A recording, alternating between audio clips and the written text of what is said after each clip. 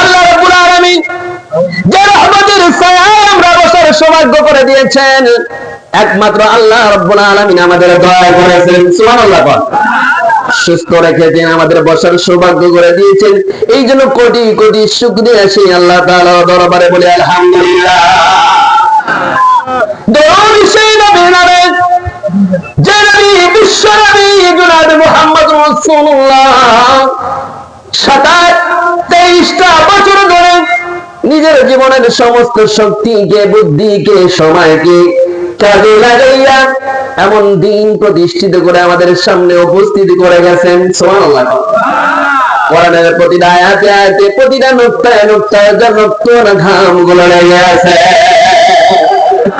ঠিক না বলে? এত পরিশ্রমের কারণে এইটা আমরা পেয়েছি সহজ ইসলাম, যার জন্য আমরা আমল চাইতে দেখি আমাদের কোনো পরিশ্রম নাই, রক্ত ঘাম ঝরাই নাই, যার জন্য ইসলামের প্রতি কোনো মোহ নাই, আনন্দ নাই। ঠিক না? আমরা ইসলাম মানি মন চাই জিন্দেগি ওয়ান টাইম প্লেটের মতো, পারলে করবো, না পারলে না করবো। ঠিক না বলেন? মহব্বত নাই, না থাকার কারণ আছে ইসলাম সম্পর্কে আমরা খুবই অনবজ্ঞ, ইসলাম সম্পর্কে আমাদের জানা খুবই কঠিন, খুবই নগণ্য এবং তুচ্ছ। শুধু জানি ইসলাম মানে শান্তি, কিন্তু আমল আমরা যখন করতে যাই কোন আমলটাই আমরা ইসলাম অনুযায়ী করতে পারি না। ঠিক না বলেন? নামাজ পড়াতে দিলে নামাজ ভেঙে যায়, ওযু করতে দিলে ওযুর তরিকা জানে না। ঠিক না বলেন? নামাজের তেলাওয়াত যদি ঠিক থাকে তাহলে তেলাওয়াত ঠিক থাকলে নামাজের মাসলা মাসাইল তারা জানা নাই। ঠিক না বলেন? নামাজের মধ্যে অনেক কিছু ঘটে গেলে নামাজ যে ভেঙে যায় সে জানেই না। ঠিক না বলেন? মসজিদে ইমাম সাহেব তেলাওয়াত করছে আল্লাহু আকবার, হেবাটাও নিজেও তাকবীর দিয়ে হাত বেঁধেছে নামাজের মুসাল্লায়, কিন্তু দেখা যায় নতুন নতুন মুসল্লি মসজিদের মধ্যে ঢোকার পর সমস্ত ফ্যান গুলো বলতেছে। কথা বলেন তো, যারা ওকে নামাজে আছে নাকি ফ্যান গুনতে আসছে? ও ফ্যান গুনতে আসছে, ফ্যান গুনলে কি নামাজ হবে? এরপরে দেখা যায় নামাজের মধ্যে দাঁড়াইলে যত রকমের দুশ্চিন্তা সব মাথায় ঢোকে। ঠিক না বাজে? যত মুসাফির ঘরে গায়ে লাগে ছোটাছুটি শুরু করে দেয়, নামাজ কি চলে? নামাজ ভঙ্গের কারণ কয়টা? 19টা তো কমপক্ষে কিন্তু বলছে কয়েকজন। আর এই যুবকরা কয়টা গো বলো? হ্যাঁ, 19টা একাটাকে বলা তাহলে আমরা মুখস্থ বলতেছি, ওরা বলছে তাই বলতেছি, খেলার চোটে। ঠিক না?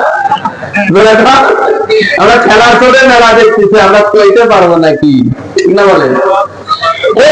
নামাজের মধ্যে নামাজ পড়তে পড়তে ভেবে যায় 19টা কাজ যদি নামাজের মধ্যে করে নামাজ পড়ে যাবে না, নামাজ হয় না।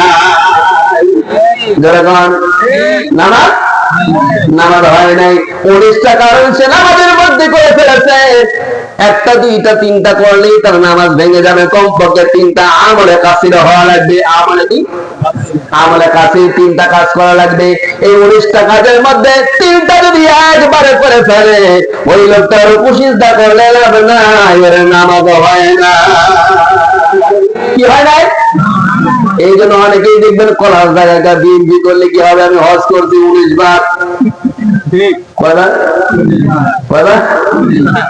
আমি আমলি করলে কি হবে, আমি তো পাকা মুসল্লি। ঠিক না বলে? আমরা তো নবী রাসূল মানি, নামাজ তো পড়ি, রোজা রোজাকে হজ তো করি, সবই করি, তা আমাদেরকে আপনারা খারাপ বল দেন? আল্লাহ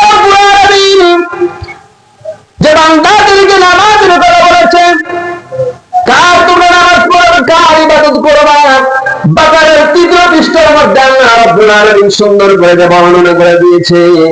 বান্দাকে বলছে, বান্দারে তুই শুধু মুসলমান, তোকে আমি অর্ডার করি নাই। দুনিয়ার সকল মানুষজন হয়তো বলতে পারে আল্লাহ তুমি শুধু মুমিনদের বললা আর আমাদের তো বললা না, যার জন্য তো আমরা ইবাদত করি নাই।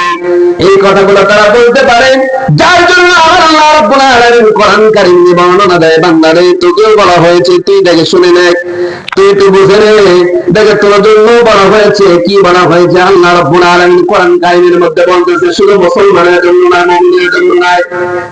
বলো জোরে বল।